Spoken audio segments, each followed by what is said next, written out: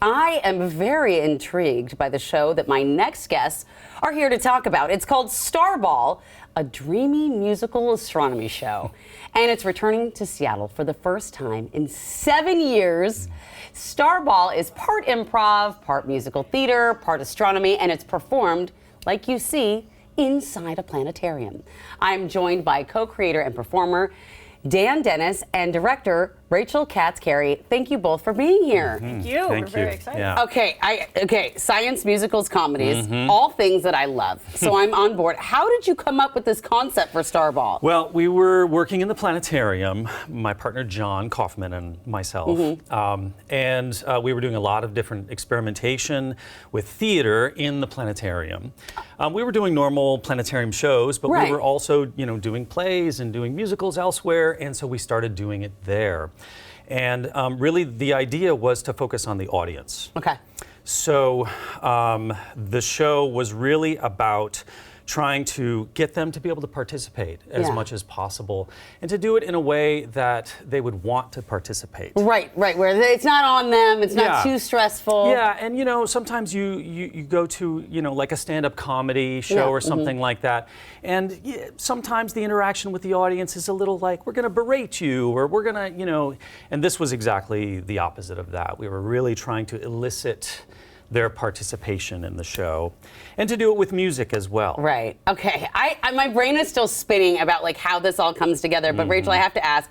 I'm not going to assume, but I'm imagining this has got to be one of the more unique things you've directed. What drew you to the project? Well, yes, and I'm kind of the lady who directs crazy things in weird places. Like it's on your card, right? We sought Rachel out. Yeah, actually. That's kind of one of my things. Yeah. I use different language that I can't use on television when talking about it. I am the lady who stages weird things in weird places, and I love doing theater in weird places, and I love planetariums.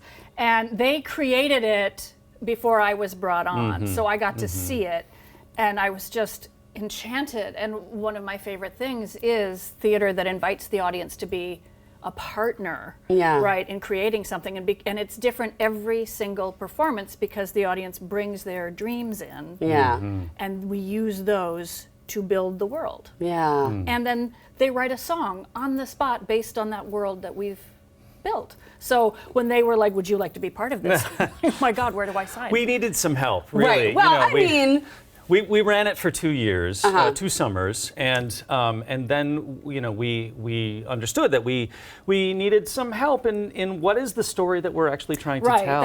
I was able to kind of help build the backstory. So what story do you tell, and how do you perform inside a planetarium? Because I'd imagine it's dark. It's dark, yeah. And where do you stand? I mean, like, what is this? And we're watching video right now. People are going to be like, what is happening here? So tell us, what is happening here? Yeah, so it's different in every planetarium that we do it in.